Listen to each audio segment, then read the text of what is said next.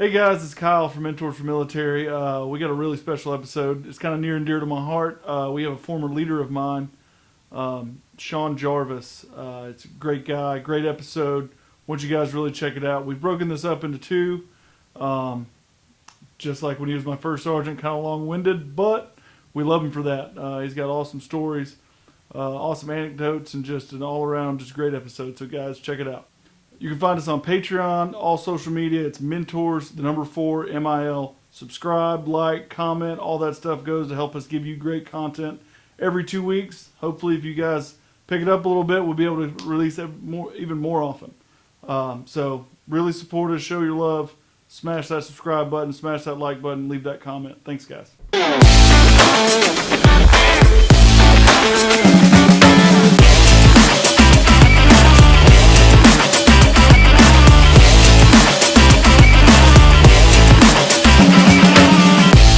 Hey, it's Robert Gowan. We're sitting at 15 Perry Street. Welcome to Mentors for Military, and I'm joined by my sidekick. Hey, it's Kyle. How are you guys doing? So we've got a special guest here, Sean, who came all the way from just down the road, basically. So not too far away, right, Sean? I even brought my umbrella.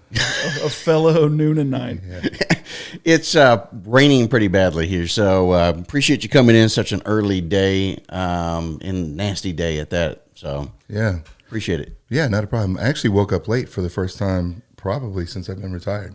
Really? Yeah. I turned the alarm off and I was like, you know what? I'm going to be all right. Nice. You know what I didn't take into account, right? Daylight savings Spring time. forward. Oh, yeah. All day The long. worst. Well, he hit me up with it last night. We went out to dinner after taping yesterday, and all of a sudden, as soon as we're getting ready to walk out, he reminds me that, we got to spring forward. So I'm glad he actually said something, because I probably just now would have been strolling in. Yeah. Oh, yeah. Absolutely. It was in my house, the wife and kids were getting up to go to church, and it was 3 kids that did not want anything to do with that. They thought it was like, Dad, it's 7 o'clock. Like, no, bro. Yeah. So are you originally from around here, or what was the path? Oh, here we go. Yeah, let's get there. Yeah, let's start. You went deep, man. Yeah. I was actually born in Korea. So Okay. I was born in South Korea. And Father military, army, or just... yeah, so long story, but as time progresses, I realized that I am the son of somebody that was American. Yeah. Mother Korean, father American, and we can go down this rabbit hole because it's pretty nice. And Okay, Yeah, go for go it. ahead. and it's angry. Yeah, So- long story long here. Yeah, So that's our so- motto. So So yeah, I was adopted by 2 amazing Americans that, my father now, I consider him my father, right? Yeah. And my mom is my mom. So I don't do that whole adopted thing. He was a platoon leader as an MP over in Korea. And, mom, for some reason, couldn't have children, decided they wanted to adopt, had their eyes on, I think, a baby girl, to be honest with you. And I was kind of like, you know how you go to the Humane Society and you're like, man, I want the pit bull, and you show up and you walk out with the poodle? Yeah. I'm the poodle. You're the poodle. There you go. Yeah. I thought you were going to say that the different way, that you wanted the poodle and you got the pit bull. Okay, No, all I'm right. not a pit bull. So you know how big of a mama's boy he is. He's definitely not yeah. a pit bull. I can get angry, though. Yeah, What do they that's call it? fine. Medium ghetto? Yeah. So, I met them, and it was the rest is history, right? As they say. So he stayed in Korea for a little bit longer, and I learned to speak English because at that point, I guess I only spoke Hangul. We've got Betamax aging ourselves. No way, Betamax. We have Betamax showing me learning English. For those who don't know what Betamax is, you know what VHS is. Imagine instead of 2 rings, of the spools like a cassette that the tape goes through and everything for recording, it's one. That's it. It was supposed to be like the big change. There's going to be the Blu-ray disc. Yeah, the Blu-ray disc that came out. Blu-ray capability. Wow, you're really aging yourself there. I've been through some media transitions. There you go. So, so we get to the States. I think the first place we lived at was Fort McClellan, Anniston, Alabama. Oh, I was stationed there. Yeah. I'm sorry. Good times. Yeah. You enjoyed that. I mean, as a kid? I was probably 6 or 7. Yeah. I guess I picked up a little bit of a Southern accent. No. So I'm this half Korean kid, Southern accent. There you go. Living it well in Anniston. There you go. Living large. And then just, I won't bore you with the rest of it. I moved all around. So, 9 different elementary schools, elementary, middle, and high schools. So 9 in total. And I think I got pretty cultured. Some of that time was in Germany. Learned how to speak German, absolutely fell in love with the culture. Where were you guys at in Germany? He was a provost marshal in Nuremberg. Okay. He was still open. So he had the 100th ASG, I think it was. What time period are we talking? Oh, shit. I told you I was going to lie. Let me see. 91 maybe? Okay. 91, 92. I left a little bit before that in Fulda. Oh, okay. Yeah. What people know about Fulda because of the Gap. Yep, that's right. Yeah. So we lived in Dambach, which was an uppity officer community right outside of Fürth, which is a little community outside of Nuremberg. Yeah. So, like I said, learned to speak German, absolutely fell in love with the culture, and just knew that I wanted to go back at some point in my life. Fast forward all the way to high school. I'm a pretty good kid, right? Hair stop, man. If I had the picture, I'd show you. I look like one of the Beverly Hills 90210 cast members. I had the sexy hair, Yeah. right? Kind of operator hair now. Yeah, I that's guess. it. Yeah. Kind of fade into it a little bit. Yeah. It was gorgeous. Yeah. God, it was luscious. Like I show people now my senior pictures that like, bullshit, that's not you. That's me. It's like, first of all, they're more Asian and they have hair. And they're 160 pounds less than you are right now. It's like, damn straight. You got to live it. Yeah. I was hot. I would have dated me. So anyway, I think going off to college, because both my parents have a law enforcement background. And so I was raised in a fairly strict household. So you got my father that's military police. Both of them are, former police officers. My mother, everywhere she goes, she is the epitome of, professional military spouse. But you'd never know it, right? Not your, I hate to use the term, like we call dependa. I get it. But you've got some amazing military spouses out there doing amazing things on a daily basis. Yeah, absolutely. One of them, Yeah. right? Yeah. So, she worked Department of the Navy, she worked Department of the Army, she worked family advocacy, rape prevention, and everything that she went into 100%. Even knowing that, one day she's going to transition again with my father, she just made it hers. And so, I learned a lot from her just based off her strength.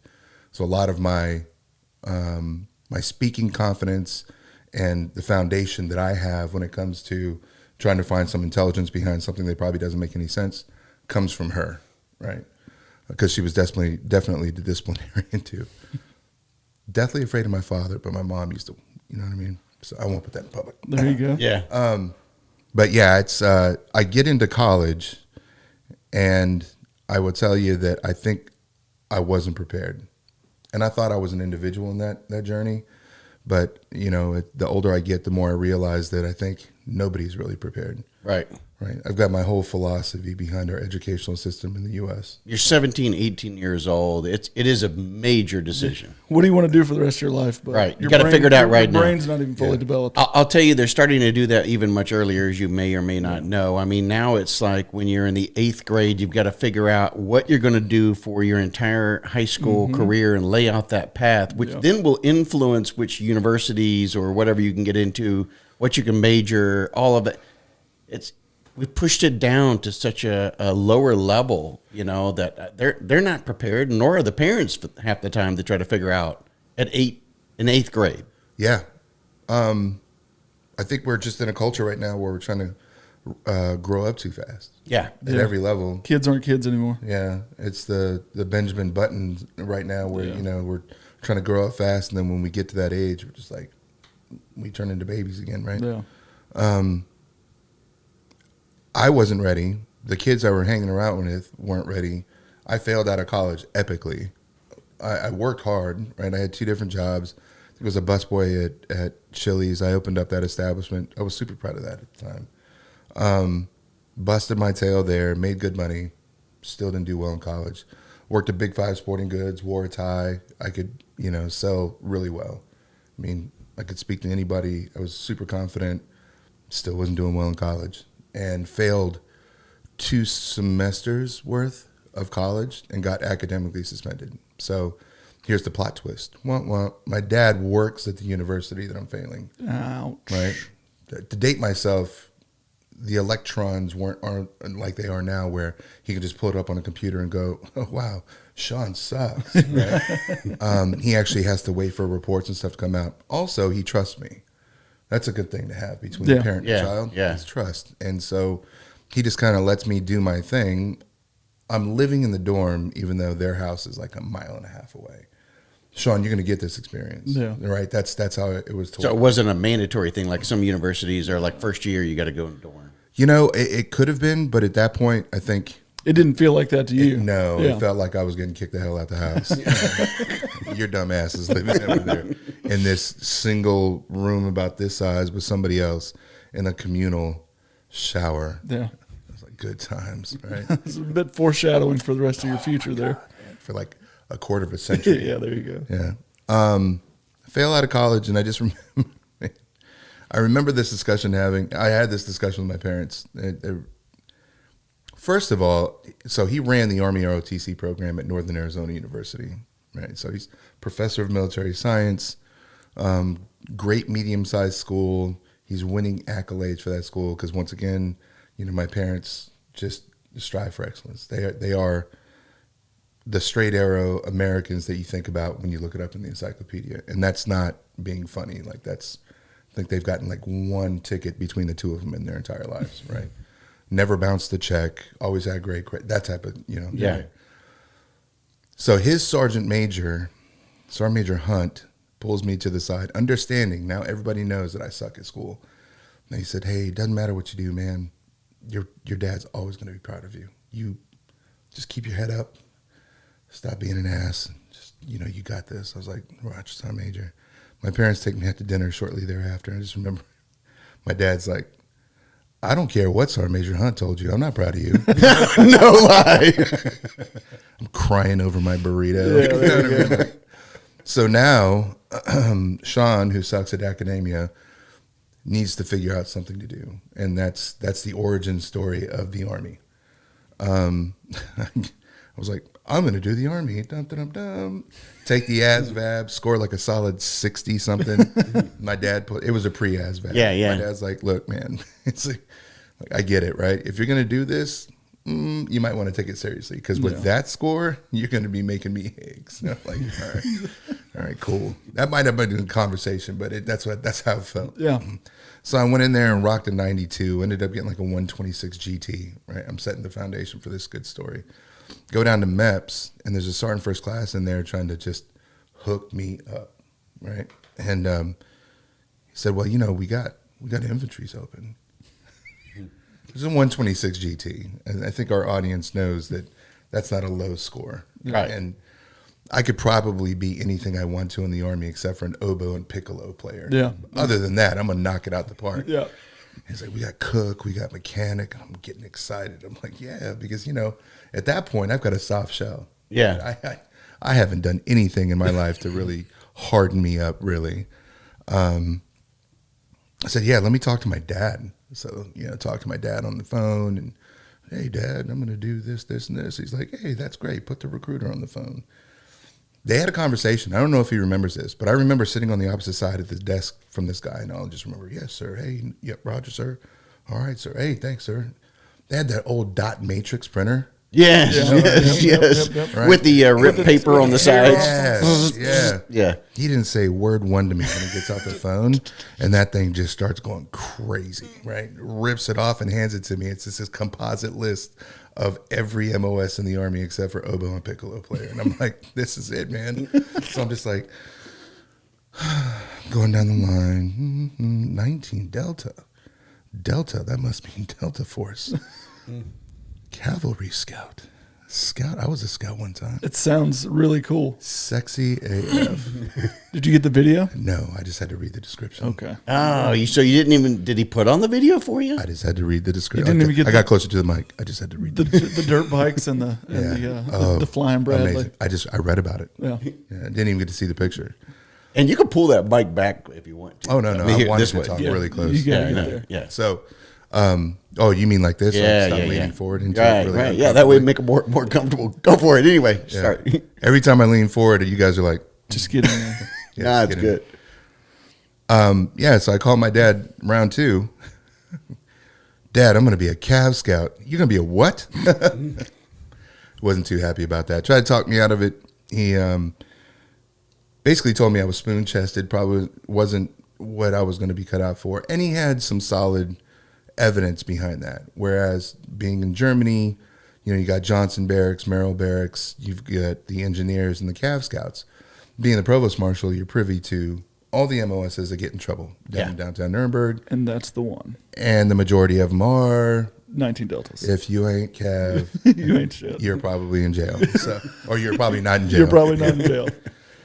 So, yeah, that's my origin story to Cav Scout, and he allowed me to do that, which I thought was incredible. And something that sticks out in my mind is he had everybody over from the ROTC program one night at the house, and I never really watched my father cry. Just not a very super emotional guy when I was growing up. He was still open, and he still had emotion. He was I loved him. No. Super funny, but I just never saw him cry. I think the first time I saw him cry is when my grandmother passed away, his mom, and then he caught some choke points, some tears, telling everybody in the group that I was going away to basic training and that I was going to be a Cav Scout. And I think it was at that point that I realized how important the decision I actually made was. Yeah. I didn't really take it seriously when I first did it. It Yeah. just seemed like the next natural step for me. And I was like, you know what, I can't. I'm done being, sorry. I need to do something. So, Which part made him cry more? The fact that you were going off to basic training, or the fact that you were going to become a 19 Delta? I think he threw the facade that it was me going to basic training, but he's probably crying because I'm a 19 Delta. You're gonna be a what? So yeah, I go off to basic training. I won't bore you with that too much. 4 months, Fort Knox. Yeah. And it whipped me into shape. And I'll tell you, I don't know, you did OSIT, right? Mm-hmm. Were you in Disney Barracks? I was. I was too. Yeah, I was Yeah, in Disney Barracks. So it was Fort Knox. Charlie 515 right by the Chow Hall at the I bottom was of the hill. Alpha 515 right by the Chow Hall. I was bottom of Delta the hill. 3-1. Yeah. It's funny how we remember our basic training unit. I mean, I'm sure your guys' basic training company or troops were good, but mine was the best. Drill sergeant told me mine was the best, so I believe it. Of course he did. I'm glad this is on video. Just like our SCO and sergeant They saw major. did you frame my Yes, stank yes. face? Absolutely. Everybody knows that it's all about Apache troop. You're dumb. Everybody knows it was Charlie Troop. There you go. Drill Sergeant Dean and Drill Sergeant Smith. I still remember that. Christopher A. Dean. That was my guy. Drill sergeant Phillips, Powell, Hutcherson. Oh, God, I don't remember the drill sergeant. But Dean sounds awfully familiar. Christopher A. Dean. He got promoted to Sergeant First Class while I was there. Okay.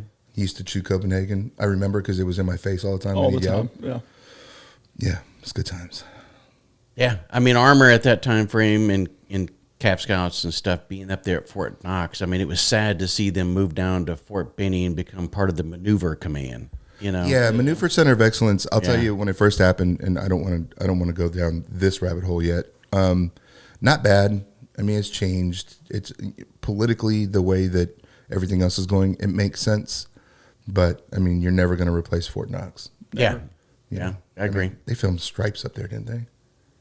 Yes, they did. Actually, in the barracks that you go through the reception portion of the training. So those old white. The Depression barracks. Yeah. Yeah. Yeah, that's where they started it, and then that's where the drill sergeant would come pick you up. After you went through CCF or not CCF, but CIF and everything, and CCF. Geez, I'm really dating myself there. That's the guys that You went to left, P- right, CCF. You and went to PNOC, didn't you? yeah, I went to PNOC. Yes, I'm sorry.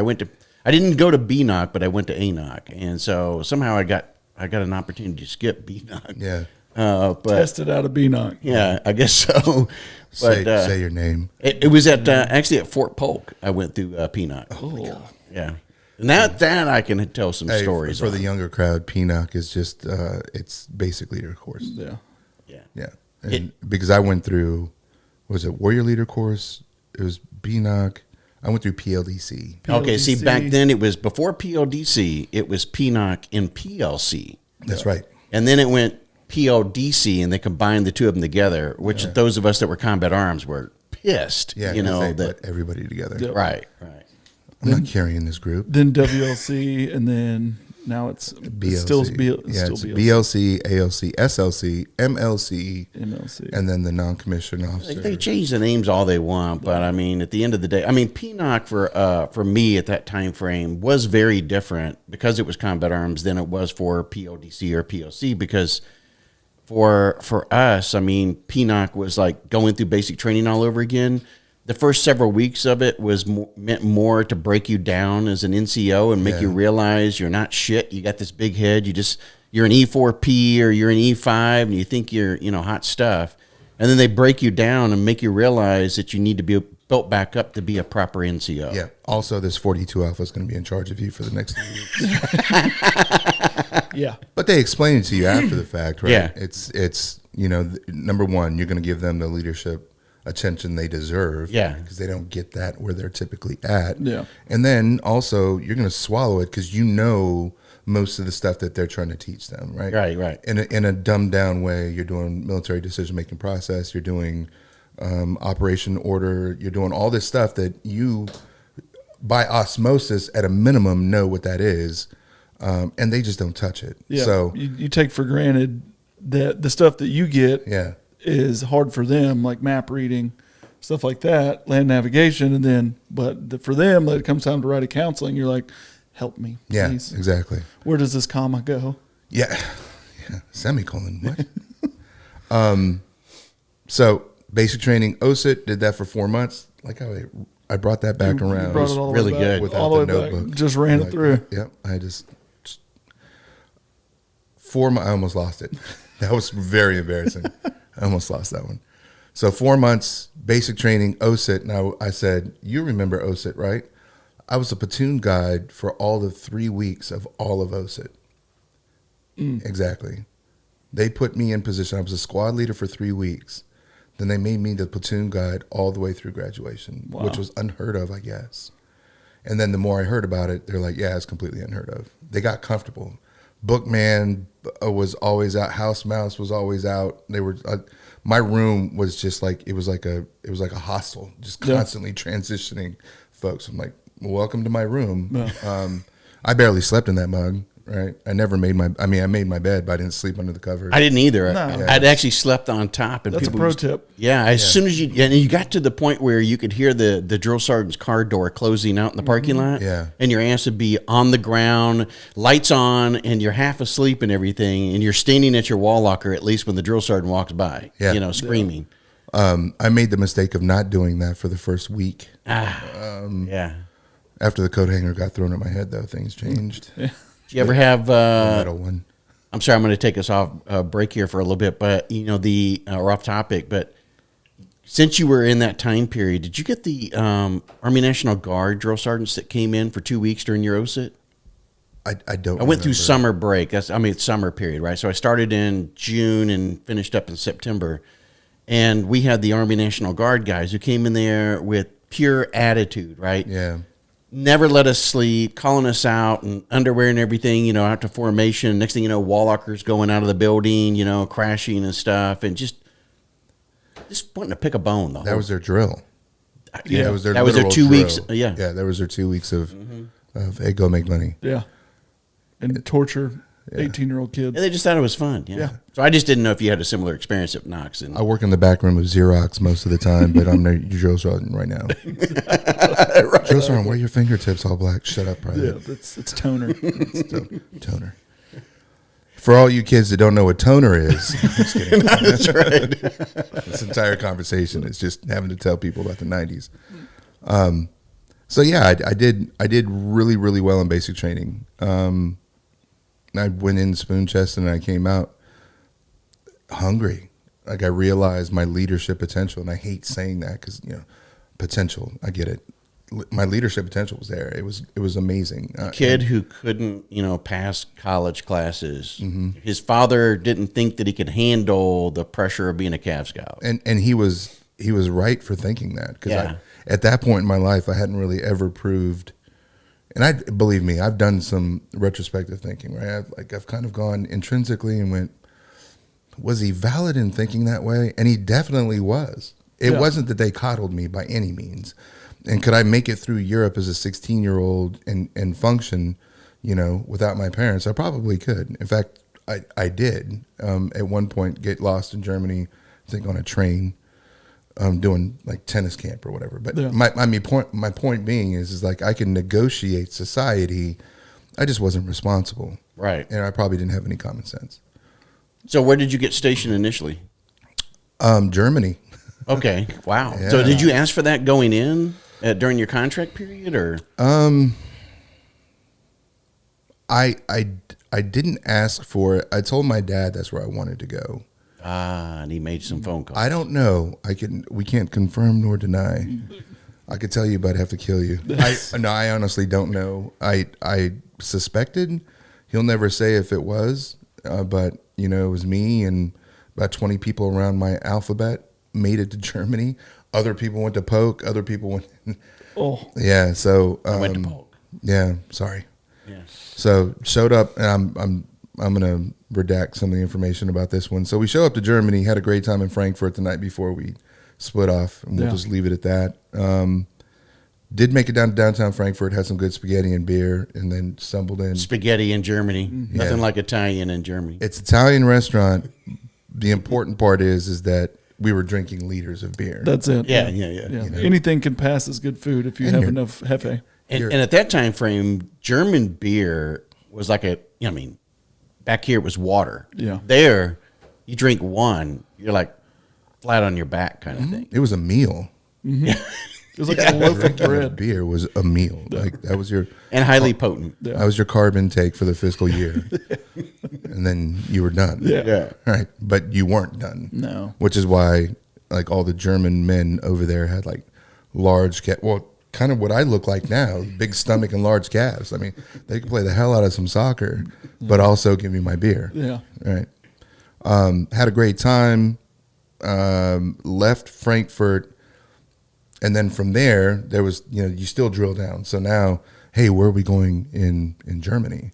I ended up in Filsek at 163 Army Battalion as a task force scout. Had some buddies end up in Hohenfels. Oh, the mud pit. That was before Alberthof was established, like with a gate around it, and I felt bad for them, and indoctrinated myself into the military German style. Yeah, because for all the kids at home, USER and Army back in the States are two completely different places. Two totally different animals. You learn how to be a different human being. Yep. Cultures are different. Yep. I would tell you it's more of a team environment over there because it's you against the world in your mind. Culturally speaking, I believe, this is just my thought, doesn't matter if you're white, black, Hispanic, Asian, you learn to get along because you're around each other all the time. Yeah, agreed. And so because segregation still happens in the military, right? Yeah. We do it to ourselves, but it's less prevalent over there. A lot more people hang out. So I was, in my mind, blessed to start off in Europe the way that it was then, not necessarily how it is now, because it was very robust. The American military was very robust in Germany in '97 when I went over there. Yeah. Yeah, I I mean, said that 97. was like, The time. that used to be the front line, right? When you were there, it was the front line. It was full the gap. We go out on OP Alpha, and at that time frame, it was spitting off your tower. Basically, it landed in East Germany. Yeah. So. Yeah. Well, I got the privilege of watching the wall come down as a teenager, and then, so that's this is going to blow some people's minds. That's when, even overseas, the installations were open to the public. Yeah. So you didn't have an ACP. You didn't have a gate guard. Nobody was checking IDs. There was just a gate, and you drove through it at normal speeds. And then if you were a local national, you go to the club on base. I mean, that's what it was. And at Vilsec, it was called Yesterdays. So our first night, my group of privates, our first night at 163 Army Battalion was pre-gaming, going to Yesterdays. I don't remember the day that it was, but I know that it wasn't crowded. So it's just a bunch of dudes hanging around, probably some scared female Germans that were on there on a, some weird Tuesday. Like, why is it so crowded with all these young, weird-looking kids? And we slept in the conference room at the battalion because they didn't have any room for us because the unit was deployed to Macedonia. So all the rooms were locked and sealed. So here we are in cots, hungover. Staff duty's like, what's your problem? Huh? And that's how we entered Germany. There you go. So How long was it before the unit came back? I don't remember. I just remember it was awkward because someone's getting in trouble for this one. They did break the seals. They did let us into the rooms. And the room that I was in, the kid comes back from deployment and somebody's sleeping in his bed. And that was me. Oh, that's weird. Yeah, it was super weird. And so I didn't understand how he could be so mad. Like, dude, it's just a room. But having been deployed now and knowing what it's like to come back to a place that you call your own, completely understand. Yeah. Like, he probably should have kicked my ass. Right? That's how much I understand. So, Germany, I did the stereotypical find a German girlfriend. We may or may not have gotten married, stayed married for 11 years, had a couple kids. May or may not. So, I had a really good time in Germany. My next place was, I'll tell you about my experience there. I met some really, really good people, some people that have stayed with me throughout my career. One of them, shout out to Donald McElroy. He's retired. Cav Scout, went to basic with me. He was my first roommate, and we've been, friends ever since. I got a wedding coming up on the 26th, and he's coming to that. Nice. It's going to be pretty awesome. But, I don't want to get too deep into it because we could sit here for hours. I could have brought pictures, but I learned how to be a task force scout, learn how to do dismounted missions, learn how to navigate at night, learn how to speak on the radio, learn how to army really, really, really well, learn how to shoot, met some really good people that have stayed in my life, lost a couple that just by natural causes. Yeah. If it wouldn't have been for Vilsec, I don't think I'd be who I was today and done the things that I've done because it taught me a lot about myself. Vilsec is on the backside of Graf, right? It's Yeah. connected to Yeah. Graf. It's right off of Ring Road. That's where 2 SCR is now, right? Correct. I went through M1 transition because when I got there, they had M68 threes. Yeah. And so I went through M1 transition in Vilsec. Yeah. Oh, yeah. And then we went right into gunnery and Graf. Yeah. And then we left there and went to an FDX in Hohenfels. Yeah, good times. All back to back to back. He's an OG tanker from Yeah. the 80s, like when armor warfare was armor warfare. I mean, Sheridans were out there with the scouts. Well, especially at Bragg. Yeah, they had gotten rid of, I got trained at Polk on M60A1s. And then I went to A3s and I thought, woo, these are like, computer inside here. This is awesome. And then So that's back when First Sergeant used to run around a 113 with a 50 cal on it and stuff like that, right? Sergeant majors used to walk around with a yellow gold scarf, mascot. and then they'd carry a damn stick usually, with the Like they were a round on the field tip marshal and or something. knock you over the damn head, with it. Back then, it was a little bit different type of army than what it is today, and Yeah. Nice. if he had to walk by and he gigged a piece of paper or trash, out there, that was never good, For those of you out there that don't know what gig means, Sergeant majors were gods, Yeah. back then. yeah, now we're just pains in the ass. And there's 2 of them in every battalion or squadron. I know. It's so So sexy. when you left Vilsec, how long did you stay there first? I was there until 2001. So 97 to 01. I extended my time there, re-enlisted. Okay. I spoke German. Yeah. My wife at the time was German. Life was good. I was living off post out of the barracks, kind of in a place called Sulzbach Rosenberg, which was away from Vilsec. So we had our own little community out there. I just loved Germany. So that's why I tried to stay as long as I could. And I think a lot of people do that, right? Yeah. I've got a lot of friends that have gone back to Germany after retirement just based off of that. So, but in 2001, I was going to ask, did you know David Davenport, Sergeant Major Davenport? Mm-mm. So David Davenport, or Command Sergeant Major Davenport, retired, was the first sergeant for HAC 163 Armor. Okay.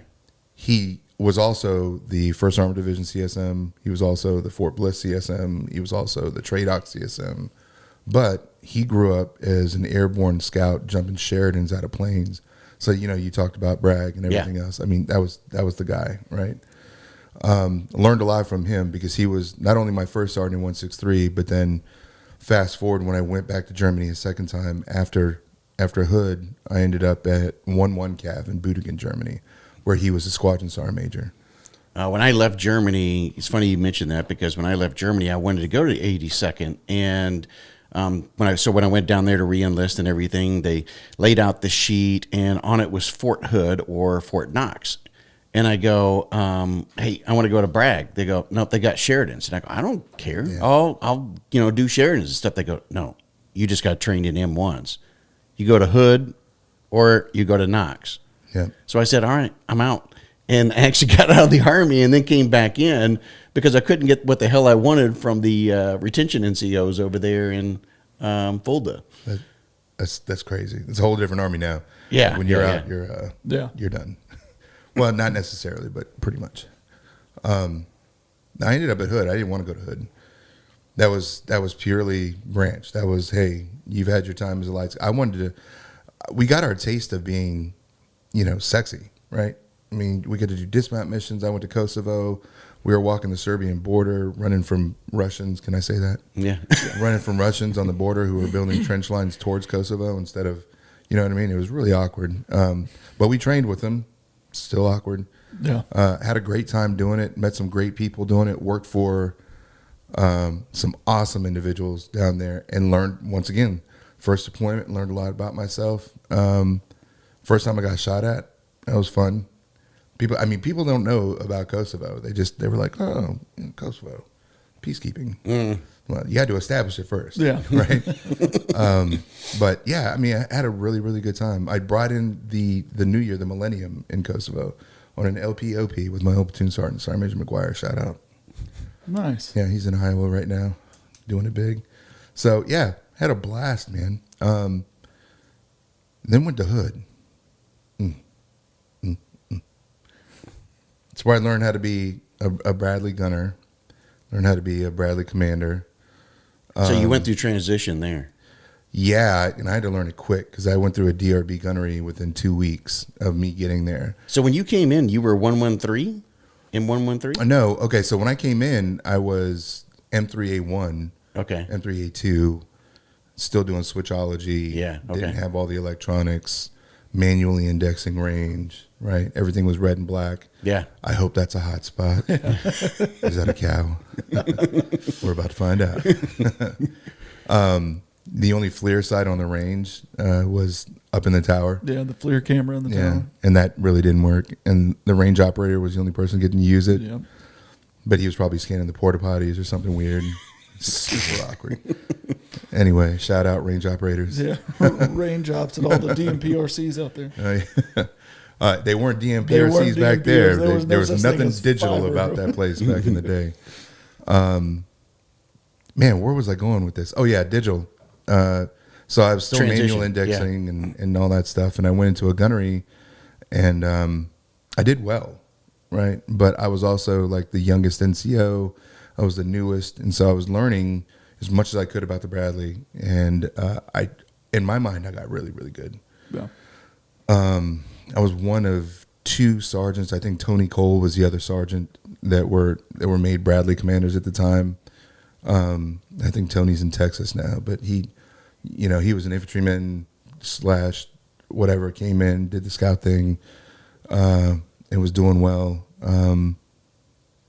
Yeah, I did well, but I think Hood is where I held my own career up for doing some weird stuff.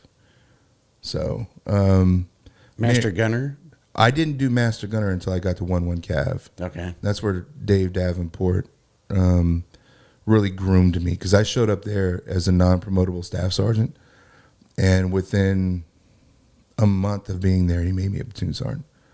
So I was a platoon sergeant for 24 months, non-promotable, and he just let me do my thing. And then he sent me to combatives level 1, where it was just like 1 through 3, and the person that was teaching you was like had a professional record. Yeah.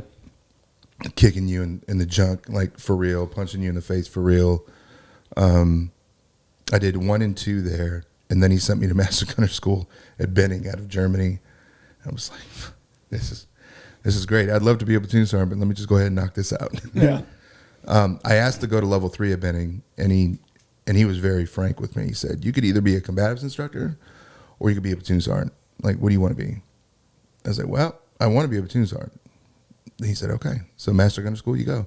It's like, hold on, wait, that's not being a platoon sergeant. What the hell are you doing? It's called an M-toed position, and that's when you learned about M-toed positions. Yeah, thanks, but we're going to get to that.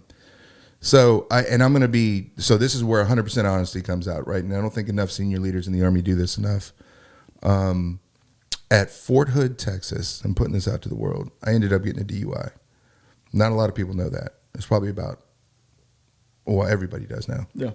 So I was going through some marital things, my fault. I was trying to overcompensate at work. So you know how it typically is as a leader when you've got somebody who's doing pretty well at work, but their social life just doesn't match, right? I was that guy. So I'm separated, and I'm probably doing some stuff that I'm not supposed to. But in my defense, I'm trying to leave a bad situation, and in the process, I'm doing it the wrong way, and that's how. So I'm not maliciously out there, behind the wheel. I'm just trying to get people away from a situation, myself included, and just it happens, right? So that moment fixed my marriage for the time, because she ended up coming to get me. And then I went through the gauntlet of being chastised, empathy, sympathy, being mad at me, everybody, as I came back to work, which was probably one of the hardest things that I've ever had to deal with, because at that point, when people get in trouble, you're just like, what a shitbag. Yeah. Yep. Because, that'd never be me. I'm never going to do that. And for the people that sit out there on their pedestals and they're like, he's such a shitbag for getting a DUI.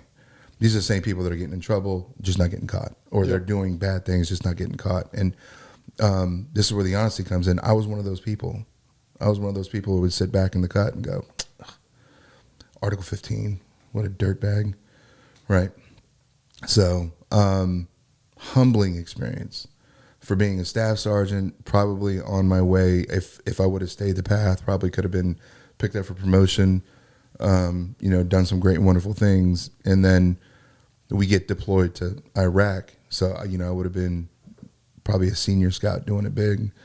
But this is where the what do they call it? Survivor's remorse comes in. So, and I will do this unemotionally. I get removed from my position. I get sent to the S3 shop, right on time. And I become the taskings NCO for the squadron. I have to go sit in front of the man and the other man and then the other man and the other man, and everybody that I'm talking to is like, Sean, man, what the hell, right? Hey, Sean, what the hell? And I start off at parade rest and attention, and I end up in a seat, and people just want to know. They're like, babe, like what? That's not in your character. What's going on? And I explain, all the things that got me to that point, and they understood, but they were still disappointed. And nobody should be out there drinking and driving. Does everybody do it? Without a doubt. If you drink, you've probably driven. It is what it is, right? Yeah. But still not an excuse. It's still the law. It's still a thing. Yep. If you drink, don't get behind the wheel. I think that's why it was hard for them to speak to me sometimes, because they understood. Mm-hmm. They just didn't get it, I think, from my perspective. So I let them know. I'm not going to let you know people know who they are, but I'm not going to shout out the CSM and the squadron commander at the time. But they understood. They gave me a second chance, and that in my mind was amazing. The operations sergeant major at the time, I will talk about him, Brian Briggs, changed my life as an NCO. There's a couple of defining moments in my career. One we talked about. The other one, there's two guys, Andrew Beal and Thomas Kenny. Thomas Kenny was just recently, he was the 1st Cav Division CSM. Thomas Kenny was my section leader in Germany when I was a light scout, and he whipped me around. He showed me what right looked like. He had no sympathy for what I considered to be, what do they call it? Self-entitlement, right? Mm-hmm. I felt like I was entitled to certain things because I did a certain amount of work. He's like, it's never enough. Your job's never done. You know, you determine when you go home at the end of the night based off of, you know, how complete our job is. And if you don't think you're there, then just keep working. He's like, you don't work union hours. Roger that. And then Andrew Beal was a friend of mine who got promoted faster than I did. And we had a little spat. I don't know if he'll ever remember this, but I remember. And he's a little older than I was, or is, but at the time, he'd gotten promoted sergeant. I had a little animosity. And I'd been pulling guard duty down in Alberthof, doing some stuff with the Humvees. And he comes down, and I had an emotional moment. Like, I unleashed on this guy, right? And he looked at me and goes, what the hell's your problem? He said, let me tell you something. He's like, I love you, man. But at the end of the day, I'm a sergeant and you're a specialist. And when I tell you to do something, the next time you talk to me like that, I'm going to light your ass up. As a friend, if you need to talk, we can do that. But don't ever talk to me like that again. I was dumbfounded. That's huge. That was huge. And I don't think he remembers that moment, but that moment has stuck with me for the rest of my life, obviously, because I'm 45 sitting here talking about it. Got goosebumps about it, right? And that's when I knew that he was deeper than just a guy that I would talk to at work. He was like, all right, man. And we don't talk as much today. We're friends, on social media, which is good. But I don't think he'll ever know the amount of respect that I have for him. So he does now. He does, yeah. Somebody's going to find him. Yeah. I do have a funny anecdote, so this is going to get back to him. So no shit, there we were. Driving to the gym in his BMW that I later on bought from him. It was like a 318i. It always gets passed in Germany. In Germany, yeah. So I love that car. I'm sitting in the back seat. I forget who's in the front seat. And I'm a guy, and I apologize for being a guy. And as we're driving to the gym, there's this girl running on the side of the road, and she's very attractive. And we see her behind. I said, holy shit, guys, look at the ass on that. He's like, yeah, that's my wife. No, you didn't. He's like, yeah, Marianne just dropped the car off, and that's why we're riding in it right now. Oh, God. So what are we working out today, gentlemen? There's more. So he invites us over to dinner. We end up going to the house. And he's very professional, very down to earth, kind of salt of the earth guy, very into it. He knows himself, right? And his wife at the time, it was ex-wife, but I show up and Marianne opens the door. She's like, hey, thanks, Sean. I've been working out very, something along those lines. So he obviously told her. That's screwed up. It's great, though. My bad. So, yeah, those two guys basically, changed my life. Thomas Kenny, because he taught me what OCD looks like, right? Which I think my OCD runs rampant. I'll show you my notes here from Sergeant Major Academy. It's pretty bad. And then, Andrew Beal, just for being, the guy that he was and keeping it 100 all the time. You never saw a facade with him. I've thrown up facades. I think everybody else has. We've pretended to be some people that we're not, and I don't think Andy's ever been that guy. And for that, I think that's absolutely amazing. You know what I mean? Yeah. So you come out of the DUI? Come out of the DUI, and everybody's kind of trying to figure out why. And so I do my thing, and this goes back to the survivor's remorse. There's second, third order effects to everything, good and bad. And based off of me being moved, it moved my buddy Renee Ledesma into the BC seat. in the track. So he becomes Red 6.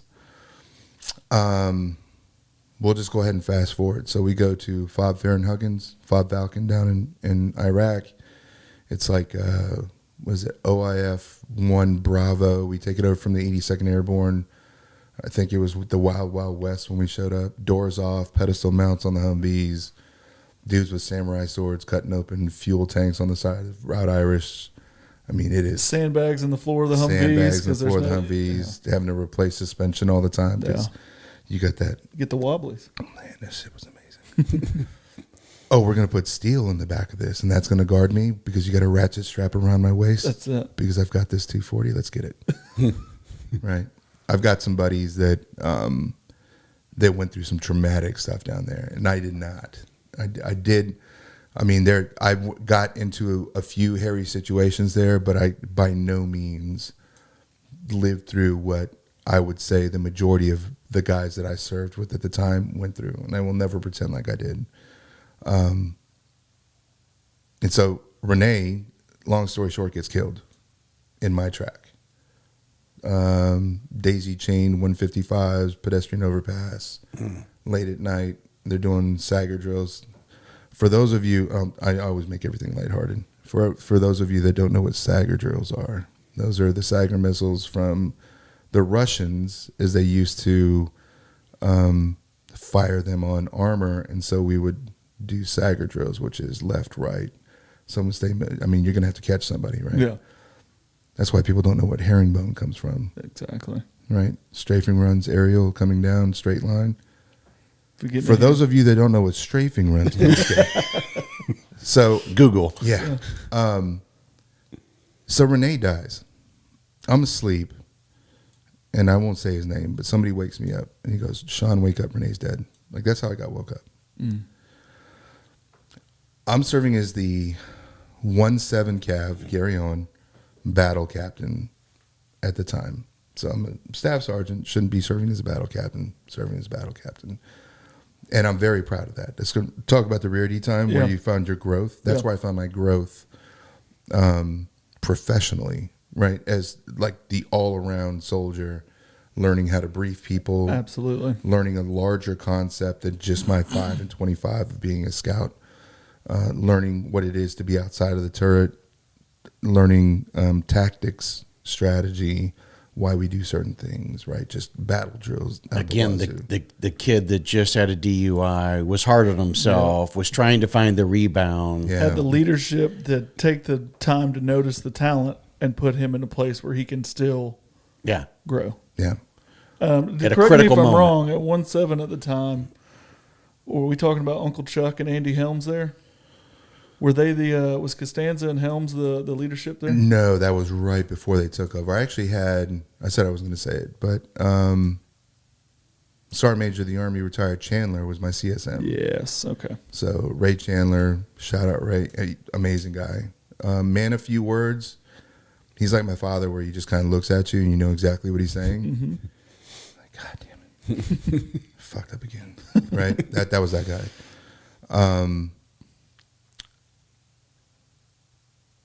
I remember getting woken up. I go down to our talk, and it's not chaos. It's not comfortable. So I sit up against the wall by this analog map board that we own. It's large and robust, and I loved it. But at that moment, I didn't love it, and at that moment, I hated everything. And at that moment, it was like. Everything that I'd done to that point didn't mean shit, because I just felt like that was my Bradley. That's where I should have been, and because I fucked up. I mean, and let me preface this. I don't want this to be about. This is not about me. This isn't like nobody should feel sorry for me. If anything, people should be like, "You are right, Sean. You are fucked up. You did mess up, and in a weird way, somebody had to pay for it, and it wasn't you." So this isn't about me, okay? I've had my successes. I'm very blessed. But me telling this story, I don't want sympathy for this. This is strictly to tell the story, right? This is about the hardships that other people had to go through because of this. But it's also your emotions raw at the time. Yeah. Yeah, I mean, it's like when people don't know how you're going to react when you get shot at the first time, right? Yeah. It's the fight or flight, or it's whatever. You can call it whatever you want. The first time I got shot at, I laughed. It's not because I'm hard. It's not because I'm gangster or demented. That was my body's natural reaction. Because maybe, I use humor as a means to mask my true emotions, right? We can get deep with it. Mm-hmm. Maybe that's what it is.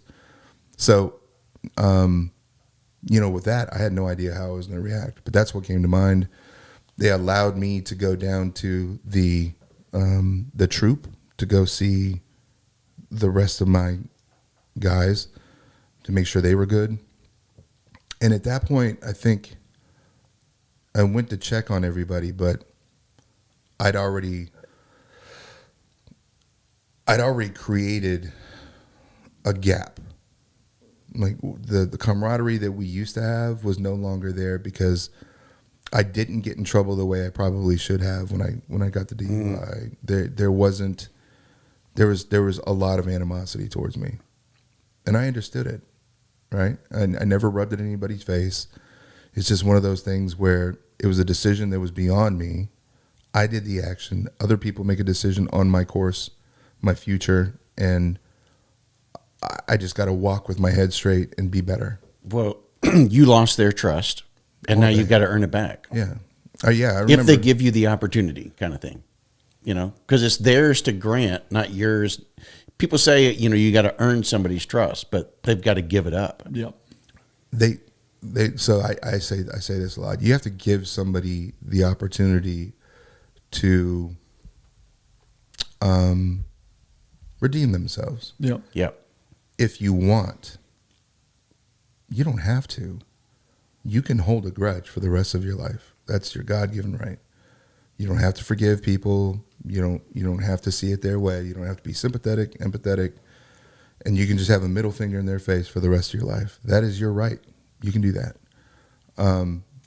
But if you don't want to do that, then you have to give that person permission to redeem themselves. And then part of that redemption is earning that trust back. And so there's that natural, I think everything in nature, everything that we do, that yin and yang, right? Mm-hmm, there's a responsibility on both ends of this. Yeah. So yes, it was my fault, but part of your responsibility is letting me know that you're allowing me to redeem myself, and that someplace within there, you're going to trust me again at some level. That was too soon. I knew that wasn't going to be there. I remember Sergeant First Class Fisher was my platoon sergeant at the time, and he was yelling at me in the troop area because he said, "You were the best I had. You fucked up, and now you let your soldiers down." And I'm crying. I was like, "I got it." I was like, "But the least you could do is just let me, win it back. Let me get that back. Like I'm still good." And I remember my commander was walking past at the time. He's like, "I think we could do that." But that's all he said. And that just stuck with me. And so I did. I had to be better. And maybe I did everything I did after the fact to try to reprove myself. Maybe that's just who I was intrinsically. Maybe we'll never know. I just know that's what built me. So, Renee passes away. We went ahead and put my buddy J.D. Miller and I got Renee Ledesma the day he got killed. I've got Overcome and Red 6 on my forearms, or just kind of, what we used to say. And Red 6, obviously the call sign. Yeah. Look, Renee, like I wasn't one of these fake friends to Renee. Renee and he would pick me up from work, from home, and take me to work. And he would drop me off, and we'd talk all day long. We would talk about his, struggles at previous duty stations. He would talk about people that we worked with at the time that were good, that were still talking shit about how he was at his previous duty station based off of his performance as a scout. And like I was his confidant. People didn't need to know that. I didn't have to prove it. I didn't put it out there on a poster. But he would pick me up, and we'd listen to Carlos Mencia on the way to work, and that was my sounding board. I was his sounding board, and we used to talk about all this stuff all the time. And then it amazed me that when he passed away, how many of these same people that he used to talk about, there were the naysayers, and that they were now all of a sudden, "Oh, that was my best friend." And that's when I pulled away from a lot of people because I started to see true colors in my mind. I don't think people realize that because I could pull away quick. Right. So, yeah, I learned a lot from that. I didn't want to get too deep into it. That's a therapy point. Yeah, absolutely. But he stays on my mind, obviously. Yeah, I do some. Whenever I'm in a place in life where I feel like I can't do something, or I feel like it's a struggle. It's funny. My fiance and I just had a discussion about this last night. My mindset changed. So we can go with that whole adage of, there's no such thing as problems, just an opportunity to excel, Kyle. How many times have you heard that That from me? was like OG First Sergeant Jarvis Yeah, right there. just an opportunity to excel. That was just, and you proved it. Yeah. I think you should get into that now. Let's get into the good stuff. Where did that take you as a leader? Wow. Grew exponentially. I really did. I mean, we talked 1-1 Cav, got to do the platoon sergeant piece. I mean, that's when my time grew. That's where Charles Costanza comes in. Oh, yeah. He was the S3 at 1-1 Cav. Love his wife. Shout out Megan. She's amazing. She actually had a hand in raising my kids when they were younger. So, quick Charles Costanza story. He's first sergeant of Bone Crusher at the time at 3-1 Cav. I come in, and we have a brigade change of command in a couple weeks. And the new brigade commander is sitting in his office. And I come in, and I'm like, hey, First Sergeant, what? And then I stop, and there's just this full bird right there. And then they're just like, oh, that's cool. This is Chuck. This is Sean. They're just hanging out. I was like, okay, so this guy has like a rapport. And then you learn Colonel Costanza's leadership style. Yeah. And he appreciates that. It wasn't Very beyond him to be in someone's platoon office asking questions. Yeah. But not like, I'm the brigade commander. Like, what do you think about this situation? Yeah. Really cool leader. There wasn't a rubric that he would walk around with to try to figure out if you're meeting, it wasn't like an ATP that he's trying to, it was Charles Costanza, senior leader, genuinely interested about the people that serve with and for him within his brigade. Let me shake your hand. Let me look you in the eye kind of guy. You want to talk about Great resilience. leader. Great leader. That man had a medical thing happen to him to where we just didn't think he was going to make it as a brigade commander. And he pulled through. And then, oh, by the way, we're going to become like chief of staff of first AD. And then we're going to be the third ID commander recently. Right. I mean, he's a stud. Yeah. I mean, but for all the right reasons, right? You ever hear the whole, if you got to tell people, I think Sergeant Major Daly said this, if you got to remind people you're in charge, you're not. You're not in Yeah. charge. Yeah. Right. So true. He was the kind of guy that would walk into a room and you knew he was in charge, even if he wasn't. Yeah. You know what I mean? Like, that's the cat that you don't want at your promotion because people are going to be like, oh, yeah, congratulations. Oh, it's General Costanza. Yeah. Right? I love that guy. So, yeah, my success came from there. I learned a lot from, Sergeant Major Davenport. He taught me a lot about myself as a leader. I was still, I don't know, young in the mind, but as a leader, I was trying to grow. And I look back on the things that I accomplished, and while I was doing it, I didn't really put a lot of merit to it. Mm-hmm. Yeah, you get some awards, you get some ribbons, some certificates, but you're always comparing yourself, right? They say the comparison is death of joy. Yeah. Right? It really is. And I was just constantly comparing myself to other people. But the Army breeds that. Mm-hmm. I mean, there's promotion points. If you're looking for it. I think that's the point. They say it's not, but I'm pretty sure that's the point. They want that. Yeah. I mean, because that's how you get the cream of the crop, I guess. Well, that's how you get Burkhart, Ford, Brennan, and Walrod all in the same platoon. How crazy was that's that? a real one. That's those people know who they are. Yeah, man. I'm smiling so big. And then you just get all the ribbons that go on that guidon. I have a picture of that. And our guidon was ridiculous. It had more streamers on it than the squadron colors. And that was from a year. We ended up getting the Draper Award. Yep. We didn't even put ourselves in for it. That's what's funny. People don't know that. I didn't put myself in for that. The commander didn't do that paperwork. Who did it? Mm-hmm. You know what the Draper Award is? No. Oh, okay. So the Draper Award. Maybe the audience doesn't That, either. that would be go I ahead. think they changed the name because Draper was also, I think, like an alcoholic DUI abuser guy. I don't know, or a Confederate or something, to where they want to change it. We're just trying to be politically correct, folks. So the really cool Armor Award, formerly known as the Draper Award, was they select the top armor or cavalry troop in the division, whatever division you're in, for that year. And so you pick any maneuver brigade, and you've only got a certain amount of troops and companies, and then you take all 3 of those maneuver brigades inside, and they compete based off of numbers and statistics, and not getting DUIs and not getting in trouble. All of it, they put it all together, and they get this aggregate number, and then they go dum dum dum. Bravo Troop 31 Cav, congratulations. Oh, I do remember this, but it was I didn't remember what it was called. Yeah, you got the guy riding the horse. Yep. So I got the Draper Award in SLC, I think. I got the Draper Award in SLC as an individual, and I got the Draper Award and in the Scout world, somebody will probably correct me, but at the time, what was being told to me was the Draper Award was how you got promoted, right? That's like, if you're walking away with Draper Awards, you're probably looking at promotion, because it's the leadership that they see through enumeration and quantification. Yeah, these metrics, absolutely. Yeah.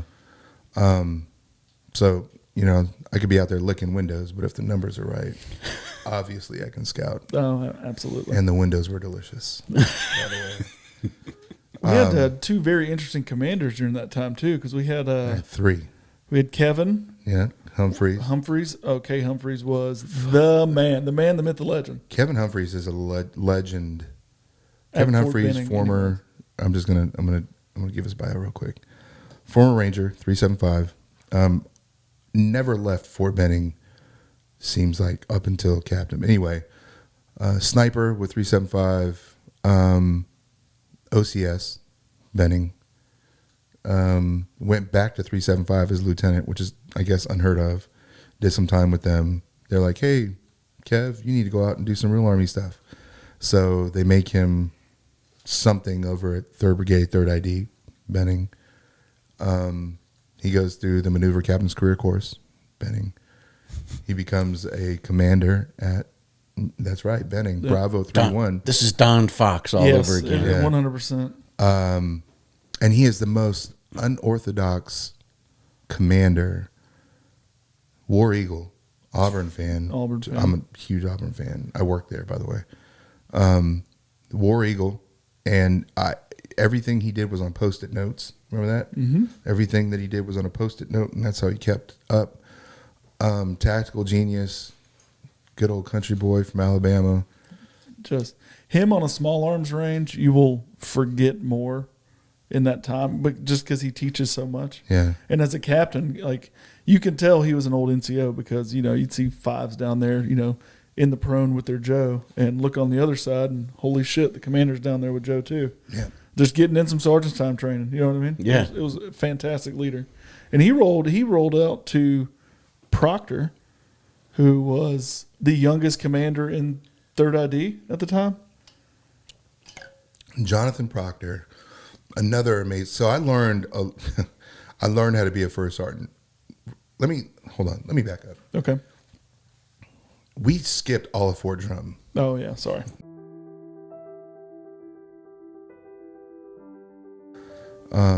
I learned the difference between coddling and effective mentorship.